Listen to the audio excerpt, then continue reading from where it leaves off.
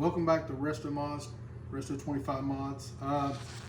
You see the Ford Ranger, waiting on parts. So we kind of stalemate. So we're going to go over some more tools that we've acquired recently in the form of icon pliers. Basically, got a few of these, tried them out, went back and got more of them. I think, like I said, I got the needle nose first and the channel locks, and I really was impressed with them. So I've went back and I've gotten the regular pliers, I got your cutters, and these are probably a lifesaver, especially if you watch the video. Go back and watch the video on the interior where we took the seat covers off. These pliers right here are a workhorse. We worked the snot out of these pliers, getting the pig nose clamps off of the seats. So going over the slip joint pliers, I mean, what can you say? They got a great texture. We have been using these, so they're not perfectly clean and shiny like they were. So we have been using all these pliers. These pliers have been used on this truck. I've had them for approximately a month to 2 months. So we have been using them. They feel good, they're heavy. I got some channel locks, some USA made channel locks, some USA pair of Douglas channel locks, and these right here, this the quality, the size, the feel of them, they're superior on the feel of it. I mean, I give this a good solid 9.5, and the older Douglas channel locks and channel lock brand USA, I give them, I'm gonna say, a 7. Reason I say that is because they're lighter. These are heavier. These feel like I can really wrench down. We're gonna show in a little bit in the video that I can really grip something. I can wrench down if I need to get something. If I got a bolt that's stripped or rounded off and I need to get in there and I need to grab it and really just vice down on it with these things to get that, to get the bolt out, I can. Don't like to do that, but sometimes you got to do that, especially working on older vehicles and doing mods. The needle nose, surprisingly, I'm not an engineer, so I don't know the physics behind it. I mean, I know leverage and stuff like that, but these right here, I understand why these have so much grip strength, because you have this long handle, and I understand that 100%. That's leverage. These, on the other hand, I don't understand how much grip I can get on something with these tiny jaws. I'm going to show you in a minute with a coin. That's been done many times, but it is pretty cool. I mean, I can literally about pick up a steel table with my vise attached to it just by grip on these needle nose pliers.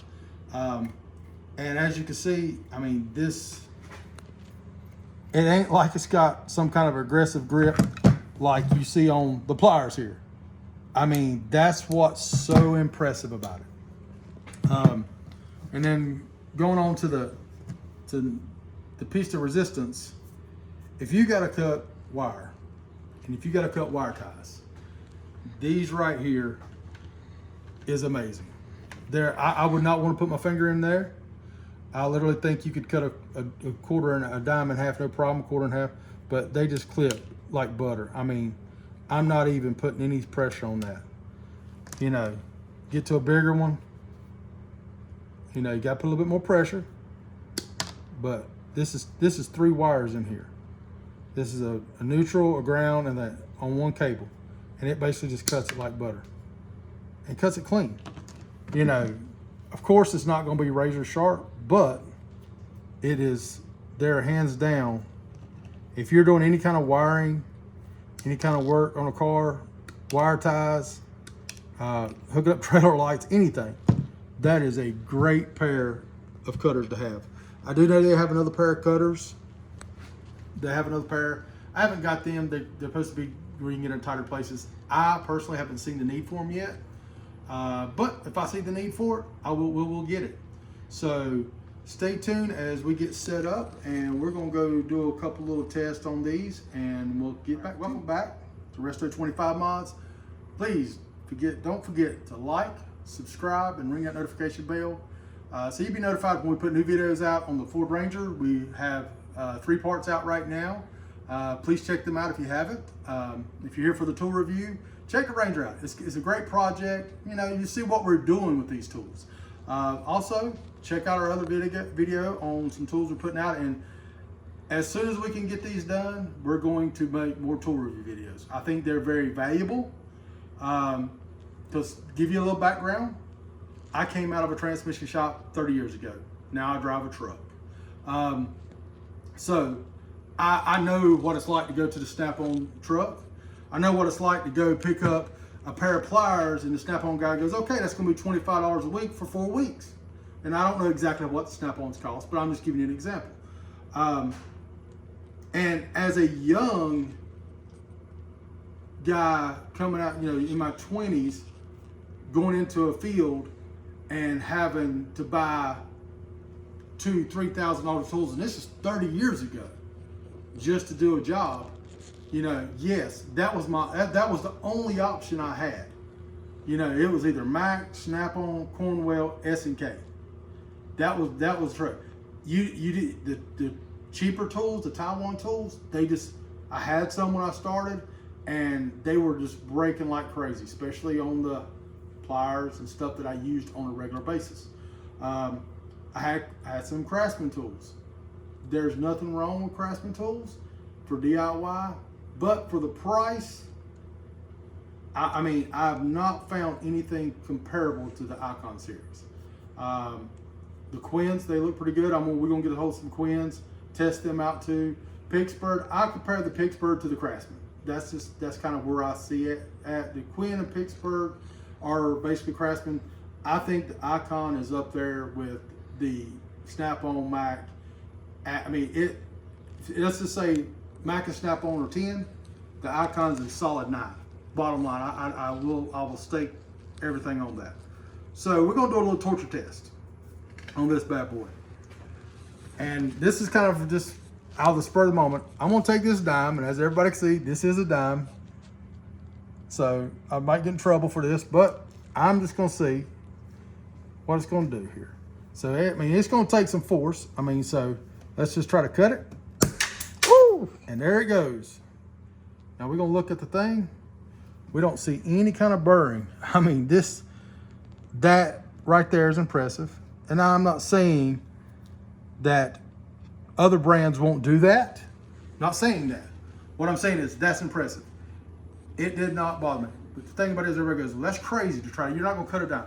You're right, I'm never gonna cut a dime using these on a normal basis. But these have a lifetime guarantee. If I can cut that dime, then turn around and go back and just grab this like this, 2 fingers, and cut wire like butter, guess what?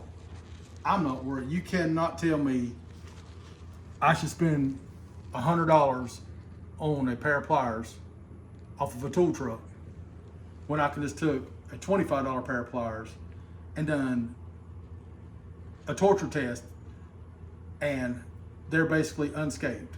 There's no marks on the blade, there's no marks on the face. I mean, and you saw it basically, when it cut, it shot them halves across the room.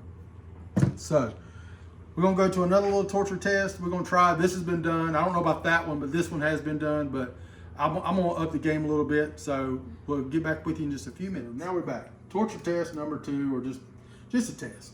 I don't know if it's a torture test, but I've seen this done on a couple of them with Snap-on pliers with the nickel. I got a quarter, didn't have a nickel, so kill me. But this is a steel table. Does have a bench grinder on it, and I don't know how much it weighs. And this is a pretty good sized vise. Now, I'm gonna grip this with all my strength, and I'm gonna see if I can, either the jaws are gonna slip or the quarters are gonna come out. Hopefully not, because I might hit myself in the face, but we're gonna see. This could be a great test or a funny blooper, one of the two. So I'm gonna grab hold of this, and I'm just gonna pick up. So as you can see, the quarter is bending, and I know this is soft metal, but there is nothing but a little bit of plating that's left on the thing, on the pliers. I mean, that's impressive. If these pliers right here could get that much tension, you know, that I can literally pick up this corner. I mean, I'm not picking it up off the ground, you know, 2 feet. I'm not picking it up off the ground an inch, but it's raising it. You can feel it. Like I said, that's impressive. Secondly, let's just see how powerful these are. Let's just twist this thing. Let's just see if something's gonna break or the quarter's gonna break. And look at here. It's just ripping the quarter off. So, and you know, I mean, I know it ain't a big test. It's not a crazy test, but I mean, still work. We're good. Jaws are still lined up. I mean, you cannot ask for nothing better. It's doing what I asked it to do, even though it ain't what it's designed to do. So that's a good thing. I notice a lot of times on these, you know, these will back off. This looks like it's pinged right here. I do like that, that it is that way. So the nut should not back off over years of use. So, but, you know, we shall see. I will let you know that if we come up and down the road, it starts backing off, we'll do a video of it. And if that be the case, we might even do the video going to Harbor Freight to replace them, just to see. I've not had to replace anything that I've purchased at Harbor Freight in the Icon series or any series really. So I do got some Pittsburgh tools, and because they make the Torx sockets, so for BMWs and stuff like that, and I do have them, and I've used them a lot, more than I thought I would ever use them. I probably used them more last year than I did any other socket I own, just because everything I worked on was BMWs on the house, because I own BMWs. So, but we'll wrap this up we'll get back with you and wrap this up in a few minutes, and we'll let you know our thoughts on it. All right, so our final thoughts here at Resto 25 Mods. For the money, you can't beat this. You know, just this tool alone right here, you know, I keep on going back to this one because we've probably used this more than anything doing an interior. I'm sure we're gonna use these more, but this thing right here, I'm sure if it was bought off a tool truck, it would be every bit of close to $100, if not more. I don't know. I don't deal with Snap-on no more. And just to let you know, I have 2 screwdrivers that are my original Snap-ons that are broke, that I got to find a dealer to try to get them replaced. You know, because I mean, I did pay for them. I did pay probably on average back then $25 a screwdriver. So if I'm going to pay that much for it, I'm gonna use that lifetime warranty, just like these. You know, if I break them, I'm going to take them back. I'm not going to try to break nothing, but if I do, I'm going to take them back. I'm going to end with this. Quality wise, is the grips are great. We are going to try to get some of the duals and try them out. Maybe get, you know, might get some Quinn, I don't know. But I think we might go get some duals, because I think they are going to be comparable to the channel locks, the Douglas brands of old, the way they feel so far with the grips. I like these. I like this cushion grip. I like how it feels. It's got a little bit of give to it, so you got a good grip to it. So final thoughts. Are these worth, on average, if you go out here and buy them, $25 a piece? 100%, 100%. You could buy the whole set of Icons, and we'll eventually probably end up with all of them that they come out with, for the price of probably 2 or 3 Snap-ons or Max. So is it worth it? 100%. Are you getting your money's worth? 100%. You're not going to lose. I don't see how you're going to lose on it. So again, this is our opinion at Resto 25 Mods. Remind you again to like and subscribe. Click the notification bell. Go please check out our videos on the truck. We're trying to get it going. We want to have this done. Our hope is by May, have the final video out of this thing finished, painted, and we're doing everything. We're gonna do the body work. We're doing all the maintenance to the engine, the valve cover gasket. We're doing everything the engine needs. We're doing the interior. We are doing it ourselves. We are a DIY shop, focused shop. Me and my son Josh, we are coming in here on the weekends when we have spare time, and we're doing a little bit we can. We're trying to get a YouTube channel going with tool reviews and the truck. The next build is going to be kind of something that's going to, I think it's going to be really cool, because this is not just the only thing we're going to do. So that's why I say like and subscribe, because what's coming up this year I think is going to really be a fun project. I don't want to give it away. I'm excited about it. It's been in the planning stage now for about a month. It's going to be a fun project, and probably we're going to try to do everything in our power to not leak anything out to probably April, what the next project is going to be and what we're working on. But anyway, again, like and subscribe, click the notification bell. Thank you for watching, and if you have any questions, leave a comment down there and we'll do our best to get back with you and let you know. And again, like I said, we're not sponsored by anyone right now. We sponsor ourselves with our own money out of what we make. And like I said, this is an honest review. So if you liked the video, click the thumbs up, click the like bell. And if you just want to try, if you're a starting mechanic, and I can't really emphasize this enough. If you're starting out, you're gonna go into a shop and you're gonna see $10,000 toolboxes. You're gonna see $20,000 worth of tools. There's nothing wrong with that. And if you get to that point that you can afford to do that, then great, that's amazing. But don't go get yourself in a big hole coming right out of tech school or something like that, or just getting into your first shop and being kind of like an apprenticeship. Don't get in a hole. Go to Harbor Freight. Don't go by Pittsburgh. I'm just gonna tell you, don't do that. I mean, there's nothing wrong with that, but get the Icon brand. Get the Icon brand tools.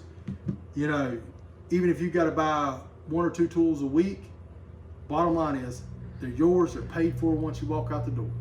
And the thing about it is, I think they're going to last you until you're ready to go up to a Snap-on or Mac.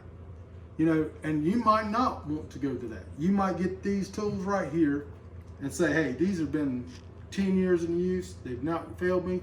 Why am I going to go somewhere else? Why am I going to spend more money? You might never replace them. Don't know.